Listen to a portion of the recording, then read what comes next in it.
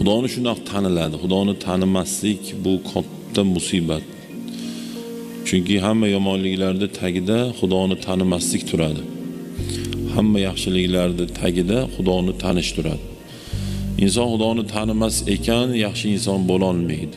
Taniydi, keyin yaxshi odam bo'ladi. Nimaga? Chunki tanigandan keyin Allohning diniga itoat boshlanadi o'sha odamda. Xudoni gapiga kirish boshlanadi. Tanimagan odamingiz gapiga kirgisi kelmaydi. Xudoni tanimagan odam Xudoni gapiga kirmaydi. G'iybat qilma desa ham bezdek g'iybat qilib turaveradi. Xudosini tanigan odam bomdodni qazo qilmaydi, aniq. Yo uyatib qazo qilmaydi, yo qo'rqib qazo qilmaydi.